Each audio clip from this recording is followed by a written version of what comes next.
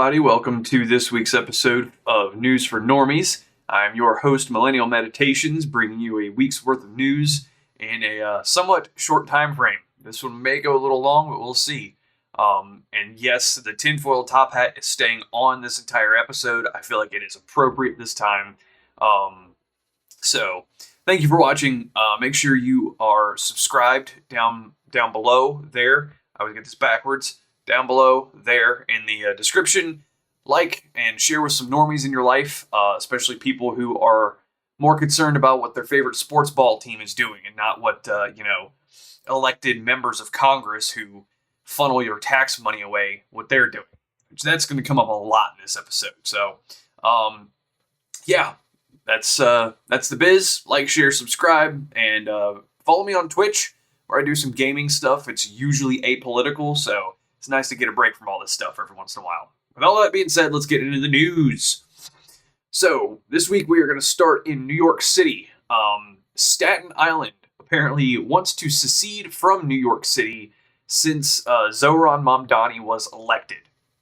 Now, from my understanding, Staten Island tends to be more Republican-leaning as a whole, so it's no surprise that they want nothing to do with this communist utopia that Mamdani is promising. It's my way of putting it. He never said anything like that, but it's pretty heavily implied. However, this probably won't happen as the city as a whole won't let go of the tax revenue that comes in from Staten Island. So my message to Republicans in New York is to fight harder next time, I suppose, and get more involved in your local politics. We have the age of the internet. Anybody in New York City who may be watching this, you could do exactly what I'm doing here to point out what bad actors are doing. And also, you can go find a video on my channel, both on YouTube and Rumble, where I point out how communism has failed in the 20th century. Spoiler alert, it led to about 150 million people dying. So, share that with some people next time they want to say that communism hasn't been tried correctly. It's been tried numerous times and never worked out. So, speaking of Mamdani, Trump actually hosted him at the Oval Office this week. And despite their harsh criticisms of one another in the past, the meeting was pretty cordial between Trump and Mamdani. However, this clip came out, which I thought was pretty funny. Clarify your answer to Stephen Nelson. He asked about your comment calling the president a fascist, and your answer was, both President Trump and I have been clear about our positions and our views. Are you affirming that you think President Trump is a fascist? I've spoken about... That's okay. You can just say yes. Okay. All right. Okay. Yeah. It's easier. It's easier than explaining it. I don't mind. Also, it seems that already Mamdani's ideas are cracking as he's still asking for people to donate money to his city campaign, whatever, even though he hasn't been inaugurated in office yet. It's been 2 weeks since we won the election. We've been pretty busy. Rejects the Democratic Socialist Zohran Mamdani. Too often, this is a time of just celebration as opposed to preparation. We want to make it both. A lot of these things are new, but one of them is pretty old, fundraising. But why are we fundraising? Well, we have less than 50 days until we take office, and we have a lot to do. We have to vet the 50,000 resumes we've received. Thank you. We have to keep paying our incredible team. Thank you. And we have to plan not just our inauguration, but our policy implementation. Now, unlike the campaign, transitions do not get public matching funds from the city. So that 8-to-1 match, gone. It's up to us to raise the money. Usually campaigns take that as an opportunity to rely on wealthy donors, but that's not us. You've already been incredible. We've raised more than $1 million in just 2 weeks. Our average donation is around $77, and more than 12,000 of you have donated so far, which is much lower than the last administration's transition. But we're still asking for your help because we need to raise $4 million in total, so January 1st can be the day we start to deliver, not start to prepare. I hope very soon not to have to ask you for money, but until then, I'm asking for you to go to transition2025.com and give whatever you can to help build a New York that everyone can afford. This is your city, and I can't wait to get to work. No, I'm kidding. Thank you, guys. Thank you.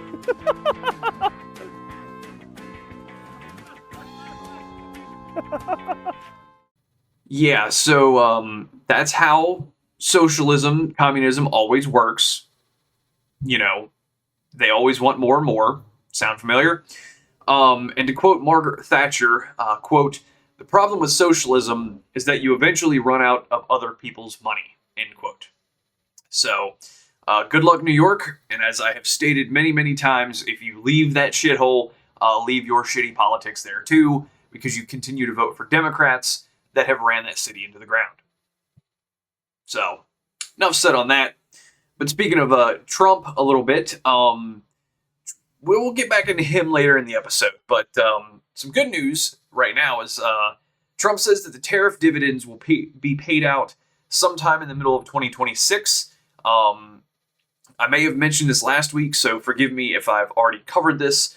But if I haven't, I'll state it again here. I don't remember. I should have watched my last episode. But anyway, I like this move as it shows everyone that the tariffs are bringing in money, as they were intended to do, and kind of fly in the face of Democrat voters and politicians. But I'd also like to see the national debt be brought down as quickly as possible, and taxes cut to, stop funneling into the national debt. If that happened, everyone would save more than $2,000 a year because, like 60% of our income goes to taxes in some form or another, whether it be income tax, property tax, sales tax, this and that, and all this other stuff. So, a quick story I just saw on Facebook about a couple minutes ago. I didn't research this. There's a bill trying to get passed through the Ohio legislature, and I think it just passed in the legislature, but DeWine hasn't signed it, that would address property taxes in Ohio. So if you're in Ohio, be on the lookout for that. I'm not sure if it's going to come to a ballot measure next year or not, but keep your eyes on that, and I will as well. And I would encourage anyone in Ohio who's watching to vote no on more property taxes. So, if this bill comes up as I think it's supposed to be a constitutional amendment, I would encourage people to vote yes on slashing property taxes, which would then make your rent and or mortgage go down. So you're saving even more money. Okay. Jeffrey Epstein. We're doing this yet again. The Epstein files, to me, almost seems like the Star Wars movies, in that they just keep cranking one out one after another, and it just never ends. Or I guess maybe a better analogy would be Marvel movies, because, the first couple were good, and then they just went downhill real quick. So, huge chunk about Jeffrey Epstein. New evidence shows that Stacey Plaskett, a non-voting Democrat representative from the Virgin Islands, was texting with Jeffrey Epstein in 2019.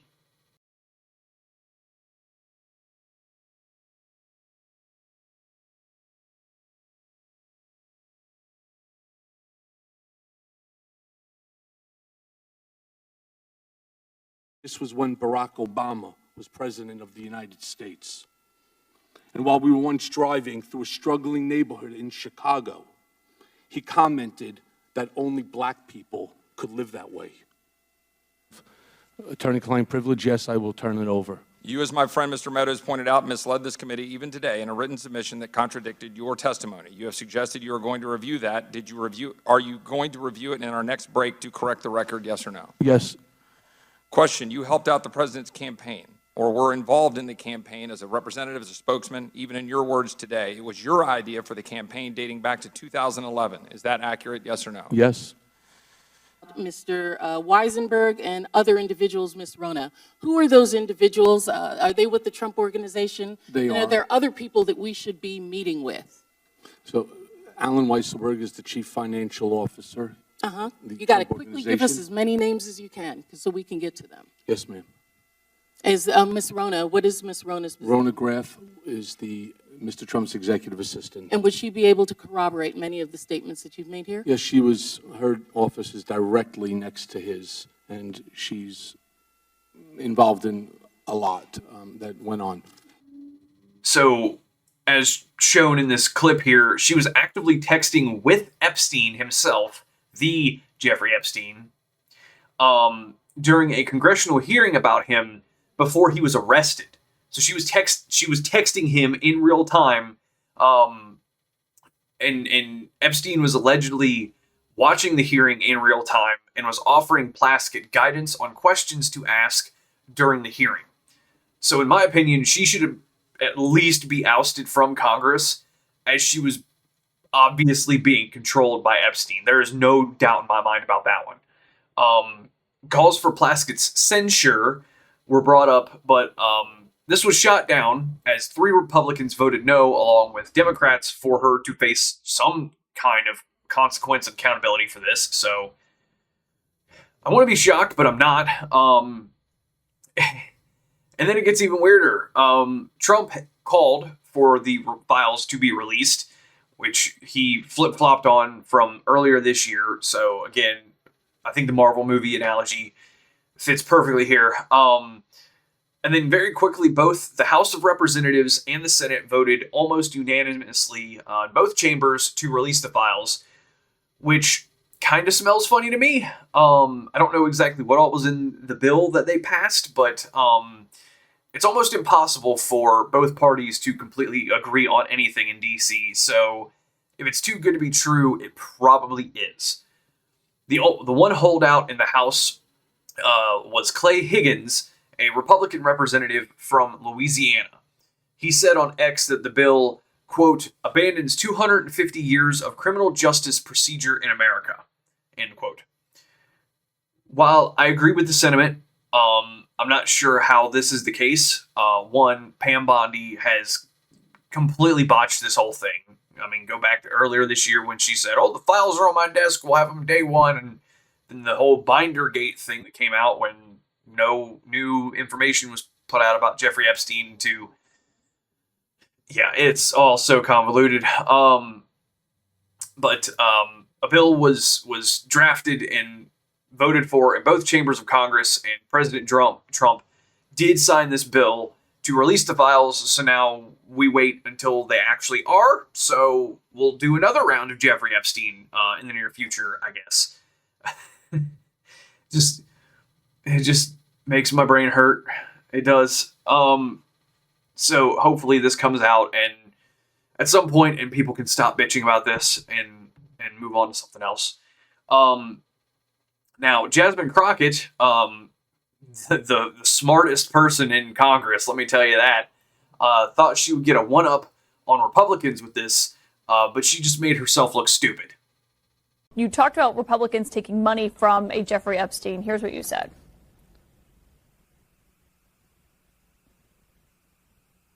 Who also took money from somebody named Jeffrey Epstein, as I had my team dig in very quickly. Mitt Romney, the NRCC, Lee Zeldin, George Bush, Win Red, McCain Palin, Rick Lazio.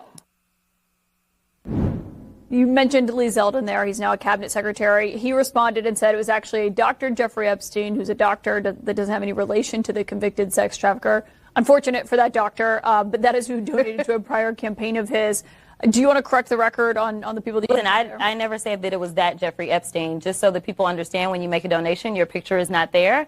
And because they decided to spring this on us in real time, I wanted the Republicans to think about what could potentially happen, because I knew that they didn't even try to go through the FEC. So my team, what they did is they Googled. And that is specifically why I said a Jeffrey Epstein. Unlike Republicans, I at least don't go out and just tell lies.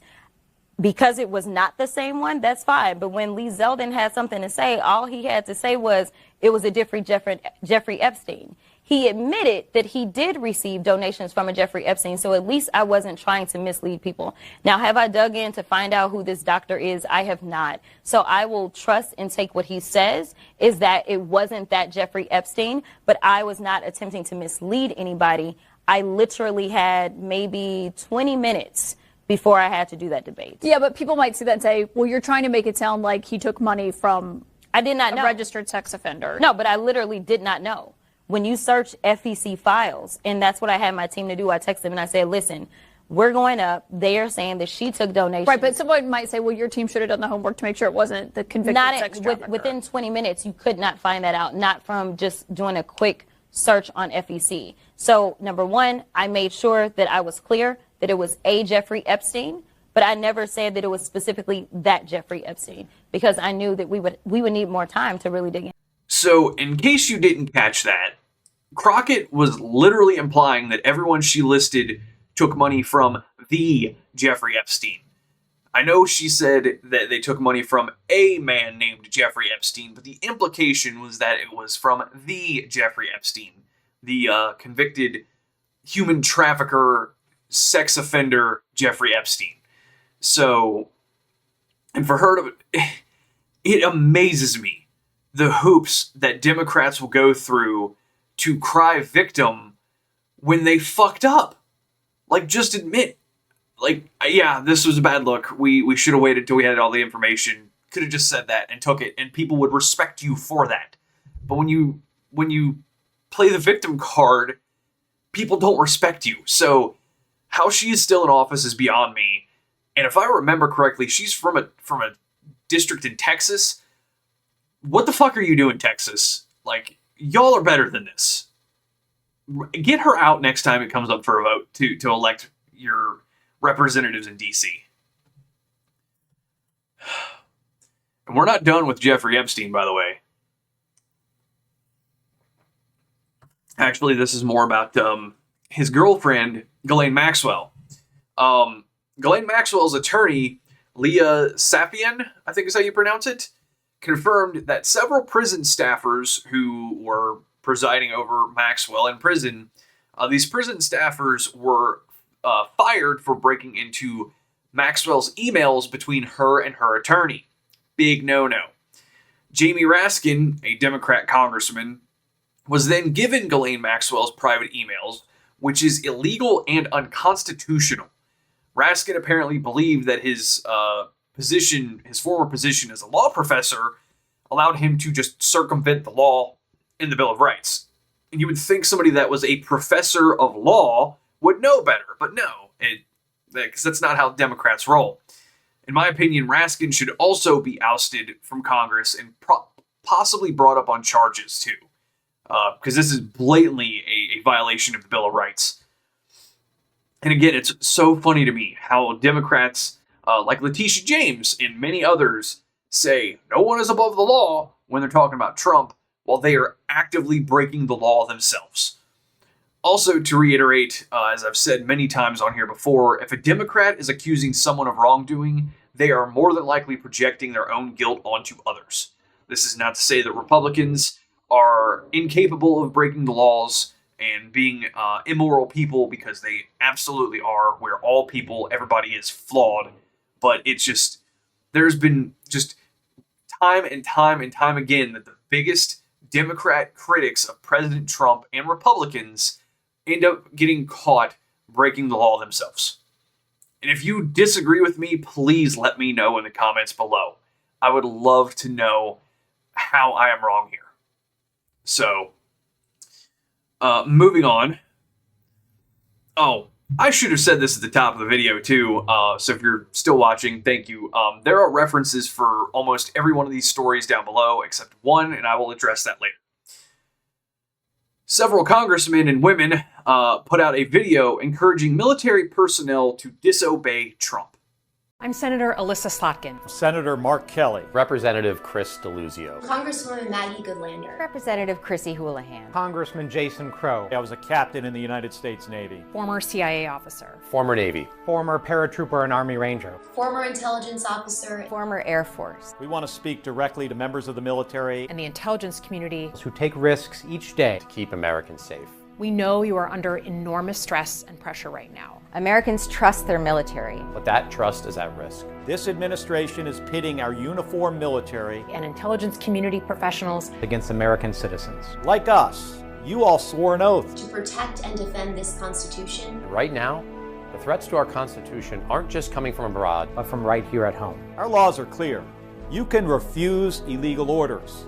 You can refuse illegal orders. You must refuse illegal orders. No one has to carry out orders that violate the law or our Constitution. We know this is hard and that it's a difficult time to be a public servant. But whether you're serving in the CIA, the Army, or Navy, the Air Force, your vigilance is critical. And know that we have your back.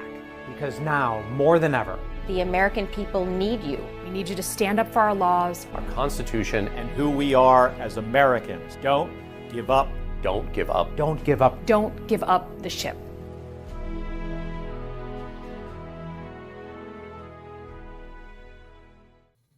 Now, why they thought they could do this and not face some sort of criticism, again, is beyond me. But Trump posted that they should be put to death for sedition, but walked that back.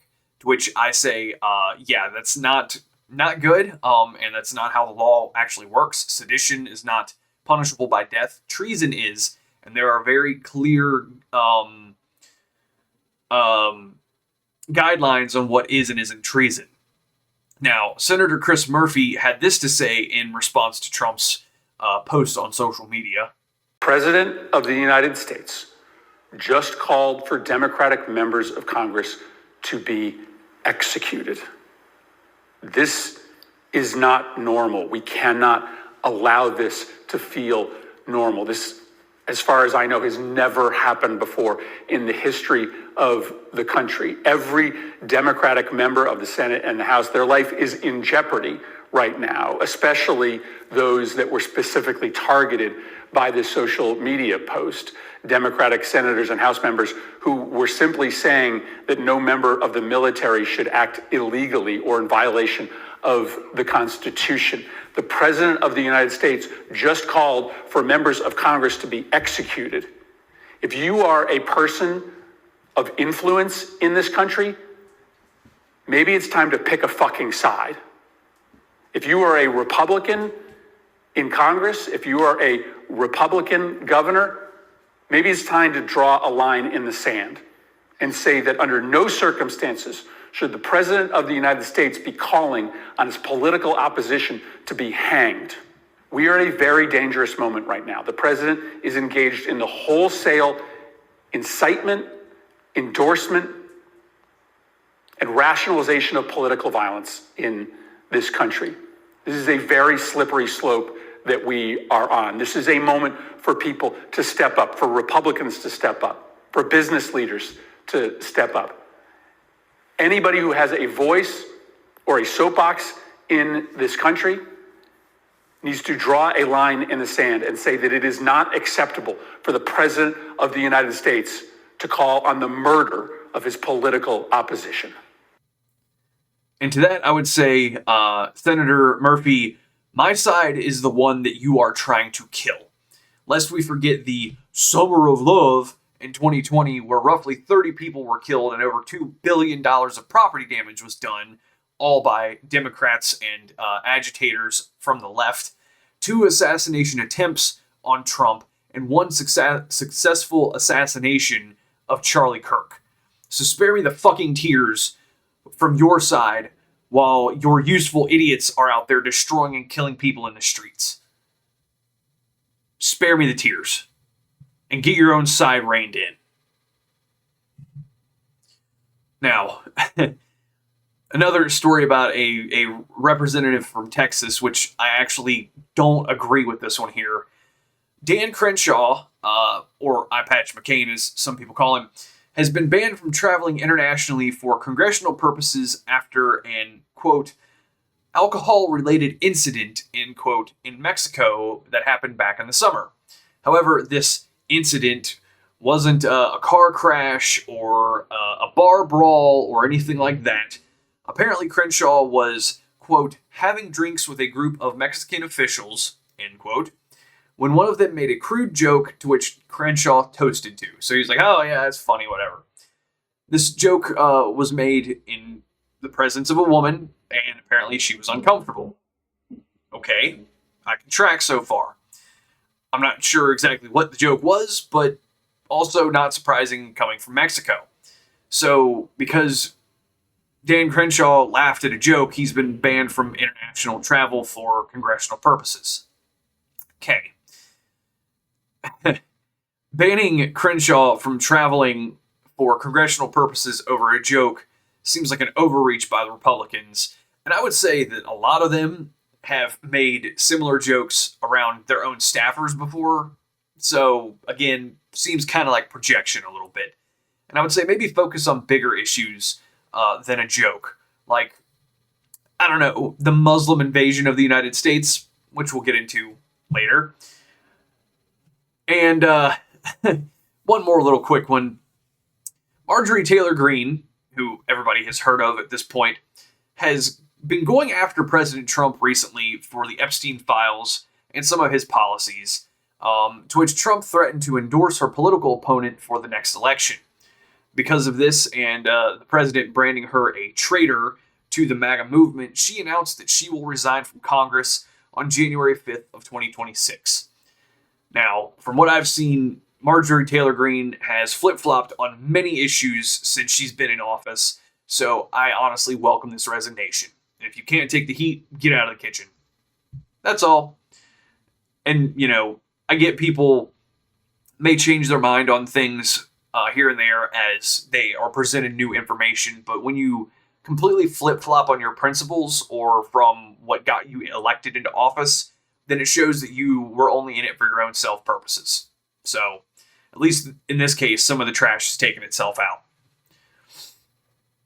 Now, speaking of trash, a reporter got upset this week when Trump hosted Mohammed bin Salman from Saudi Arabia at the White House. Is it appropriate, Mr. President, for your family to be doing business in Saudi Arabia while you're president? Is that a conflict of interest? And Your Royal Highness, the U.S. intelligence concluded that you orchestrated the brutal murder of a journalist. 9/11 families are furious that you are here in the Oval Office. Why should Americans trust you? And the same to you, Mr. President. Now, who are you with? I'm with ABC News, sir. You're with who? ABC News, sir. Fake news. ABC fake news. One of the But the worst. question is One of the legitimate, worst sir. in the business. But I'll answer your question. I have nothing to do with the family business. I have left, and when I've devoted 100% of my energy. What my family does is fine. They do business all over. They've done very little with Saudi Arabia, actually. I'm sure they could do a lot. And anything they've done has been very good. That's what we've done. We've built a tremendous business for a long time. I've been very successful. I decided to leave that success behind and make America very successful. And I've made America more successful by far than it ever was, and that it ever could have been, no matter who was president. There would be nobody bringing in $21 trillion, that I can tell you right now. As far as this gentleman is concerned, he's done a phenomenal job. You're mentioning somebody that was extremely controversial. A lot of people didn't like that gentleman that you're talking about. Whether you like him or didn't like him, things happen. But he knew nothing about it, and we can leave it at that. You don't have to embarrass our guest by asking a question like that. Okay, just you ask, Mr. President, Please, if you allow me to answer. You know, I feel painful about, the families of 9/11 in America, but, we have to focus on reality. Reality based on CIA documents and based on a lot of documents that Osama bin Laden, he used Saudi people in that event for one main purpose, is to destroy this relation, to destroy the American-Saudi relation. That's the purpose of 9/11. So whoever buying that means they are helping Osama bin Laden's purpose of destroying this relation. He knows that strong relation between America and Saudi Arabia, it's bad for extremism, it's bad for terrorism. And we have to approve him wrong and to build our relation, to continue developing our relation. It's critical in the safety of the world. It's critical against extremism and terrorism. About the journalists, it's really painful to hear, anyone that been losing his life for, no real purpose or not in a legal way, and it's been painful for us in Saudi Arabia. We've did all the right steps of investigation, etc., in Saudi Arabia, and we've improved our system to be sure that nothing happened like that, and it's painful and it's a huge mistake, and we are doing our best that this doesn't happen again. I love the fact that Trump takes every opportunity to just dress down these corporate media shills every chance he can. That is one of the biggest reasons why he got elected. But anyway, while I get her frustration with the Saudi crown prince, I would also suggest that she point her frustration to New York City, where an Islamic communist just won the mayoral election. Apparently New York City forgot about 9/11. The Islamic terrorist attack that took down the Twin Towers and killed nearly 3,000 people between New York, D.C., and Pennsylvania. Also, I don't know how much the United States can trust MBS, but he pledged to President Trump upwards of $1 trillion in investments in the U.S. economy. So from what I've learned about the Saudi prince, he seems to want his country to modernize and join the first world, and has voiced interest in joining the Abraham Accords to uphold peace in the Middle East. He probably wants to bring in, tourism and a growing economy and get away from all of the whole jihad bullshit. And finally, last little funny moment with Mohammed bin Salman. Trump took a jab at Biden with this comment. Does Trump blow him all away? It's another league, Mr. President. Mr. President? And Trump doesn't give a fist pump. I grabbed that hand. I don't give a hell where that hand's been. I grabbed that hand.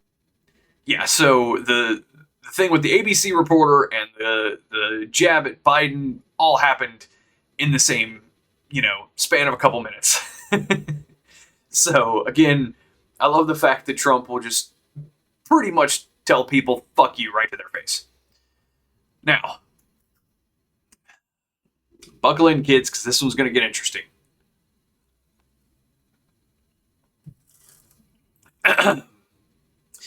So apparently this week, a group of Christian protesters clashed with Muslim counter-protesters in Dearborn, Michigan, and this happened during the midst of all that.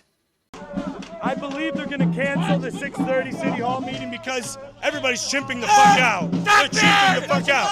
I don't have bananas. Chill out. I don't have bananas.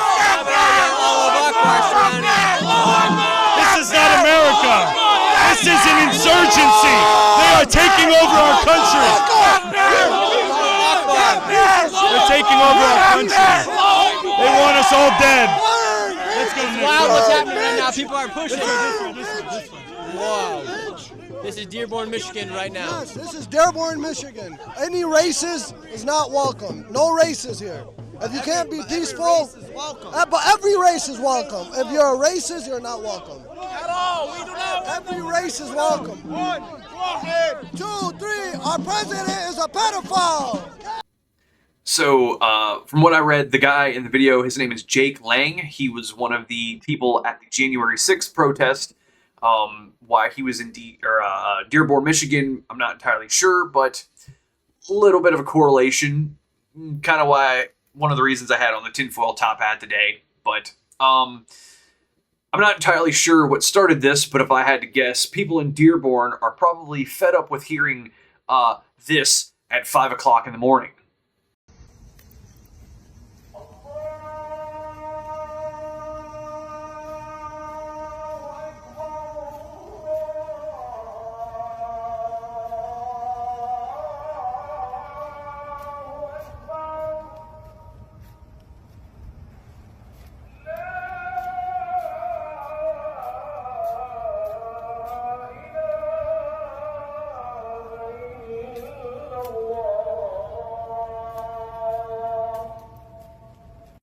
So again, as I've stated many times before, Islam is not compatible with the Western world.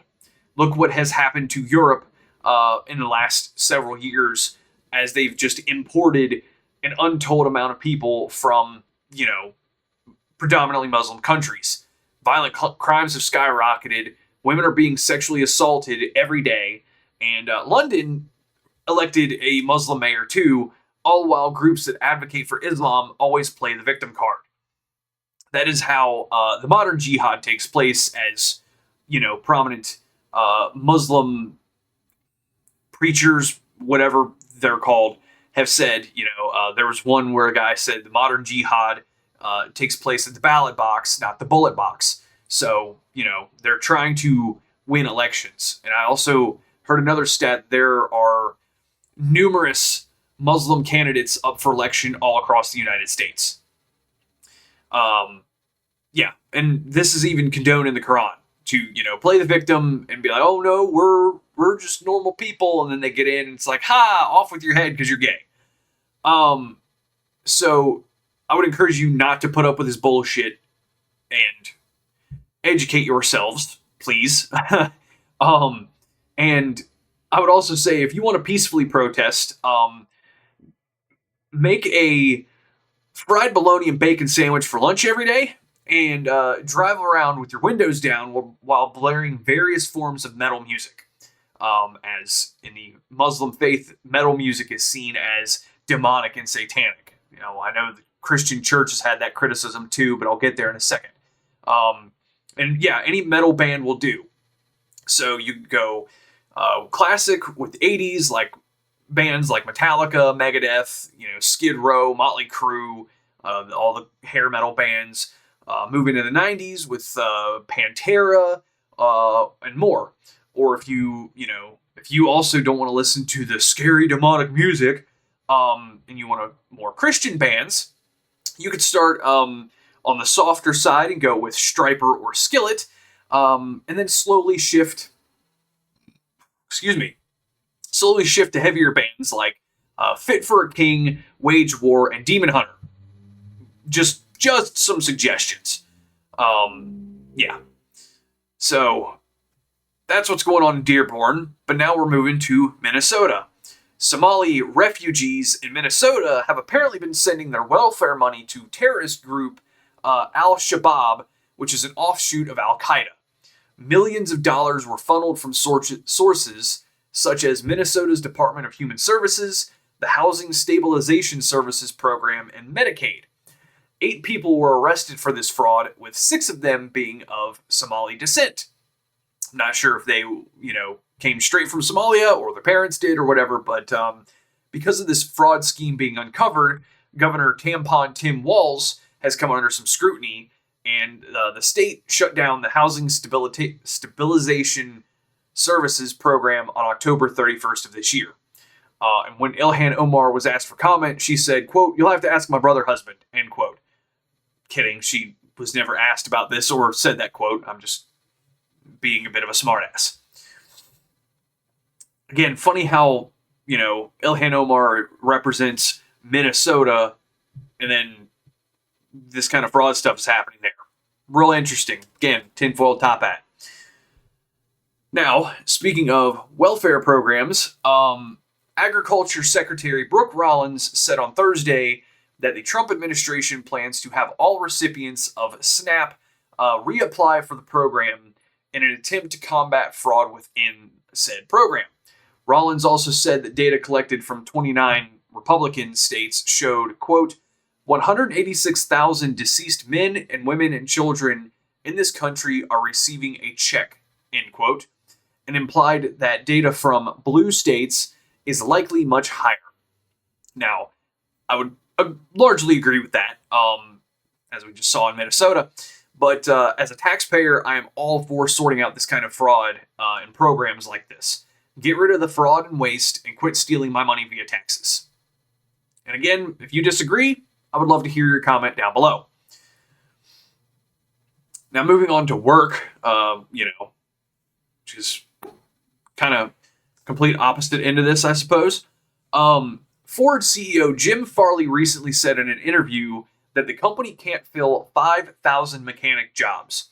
Now, this is scary because, as he pointed out in this interview, if we were to engage in another large-scale war, making and repairing military vehicles would be a major problem for us. However, I do see this as an opportunity. From what I've seen on my Spotify analytics so far, and I should have looked at YouTube and Rumble, but forgive me, most people who watch/listen to my show here on Spotify are men between the ages of 28 and 34 years old, which is kind of funny because I'm right in there too. So if I'm talking directly to you, let me know in the comments down below. Love to see your comments there. So if you are listening to this, and you have a child who is in like 8th or 9th grade, maybe 10th grade, you could encourage them to go to trade school for auto mechanics. I went to trade school my last 2 years of high school for machining, and I've been in the industry for over 10 years now. It's paid off pretty good for me. I have a full-time job, pays the bills. I'm not making any money at this, so anybody wants to sponsor, I'd be open to conversation. So I'm sure that if, and this is just me using some common sense, I don't have any data to back this one up, but if if you were to go to a trade school for auto mechanics for 2 years while you're in high school, I'm sure that companies like Ford would shave off some time requirements for the master mechanic program that they require for this position. To be a master mechanic, you have to have 5 years of schooling. So if you're going into your junior year of high school, take auto mechanics for 2 years, boom, you could possibly get 3 years or 2 years taken off, then go through the auto master mechanics course that they need. Then you get your master mechanics licensing certification by the age of 21. And then, get a job at Ford making, he says $120,000 a year. I saw on X that, the community note stated that entry positions are $60,000 to $65,000, but still 21 years old making that money, not a bad deal. And if you stay there and, for a long time, you get raises every year, potentially and stuff like that. It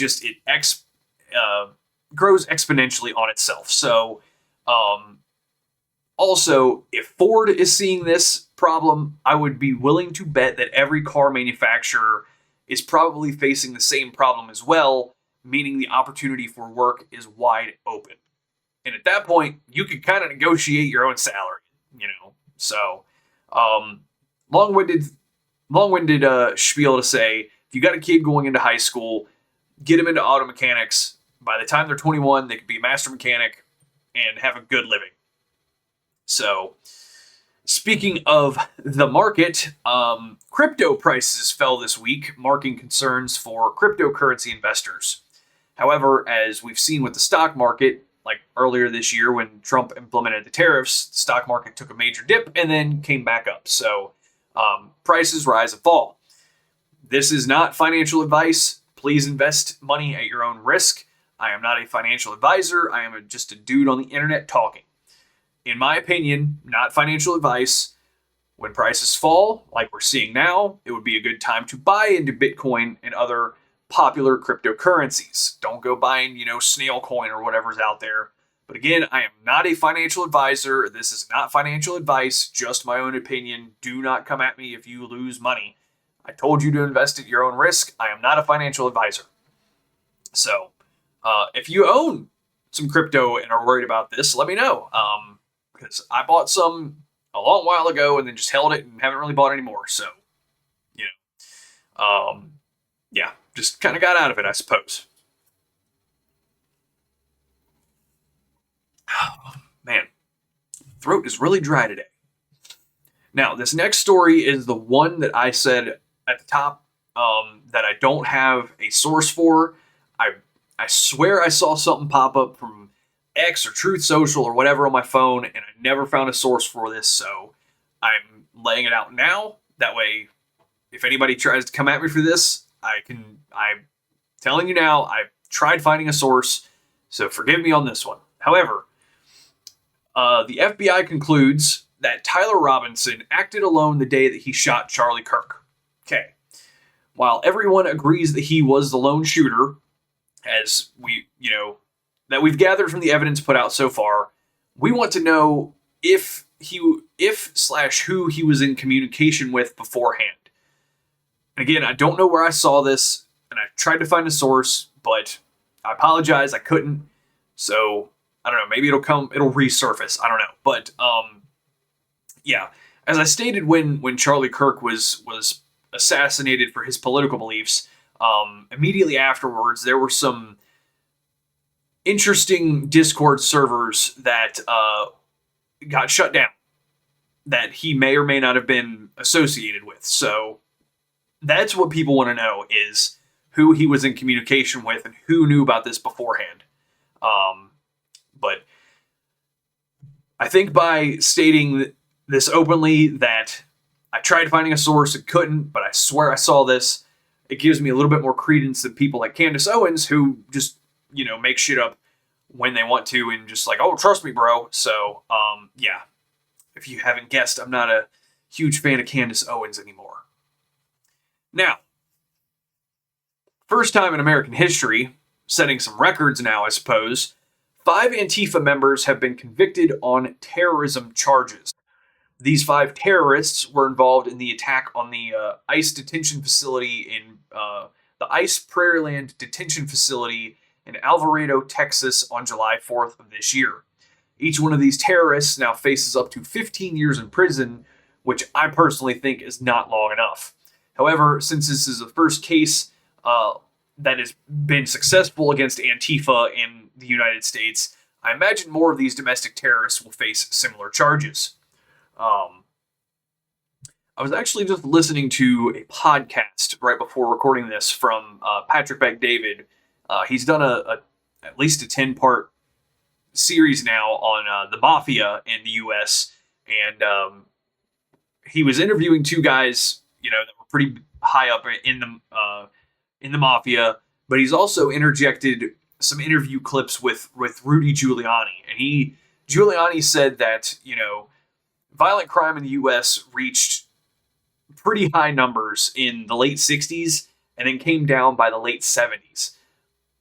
I think in today's America, it's kind of similar in that, you've got all these left-wing terrorists going around, shooting up Tesla dealerships and firebombing Tesla charging stations and shooting at ICE facilities and, even taking shots at Trump and Charlie Kirk.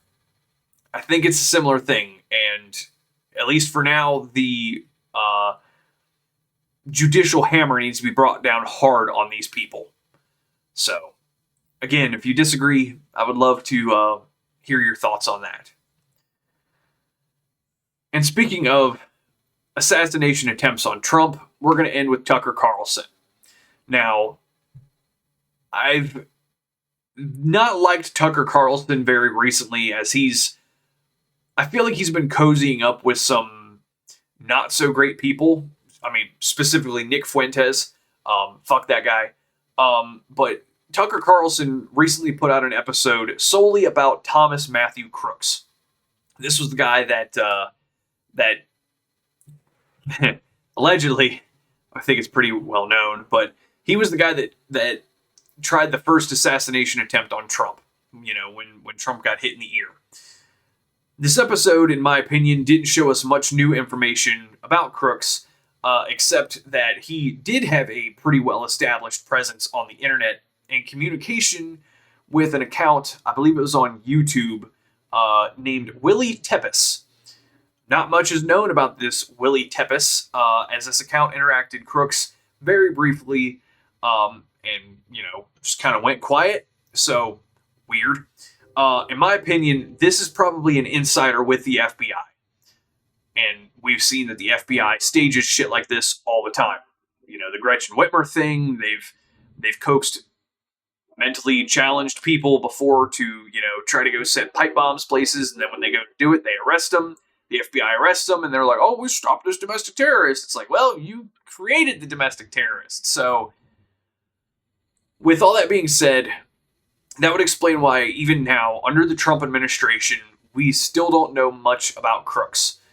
If that information was to be brought out, and I use that loosely because Tucker Carlson has a pretty big audience, it would make the FBI look even worse than it still does. I mean, you don't have to go back far in American history to see how people really don't like the FBI. Ruby Ridge, Waco, all that stuff. Not saying that the guys that they were going after were saints either, but yeah. So that's I still don't really trust the FBI or federal level law enforcement agencies, because we've seen time and time again they create the problems that they solve to justify their own existence. So that is all I've got this week. Like I said, make sure you follow me on the different socials, especially Rumble or Spotify, because YouTube doesn't like people like me. Go follow me on Twitch. And I hope you all have a great Thanksgiving. Eat a lot of turkey and pumpkin pie, and then go for a run the next day, because we all need the exercise. So, that being said, I'll see y'all next time. Take care. I'll see you then.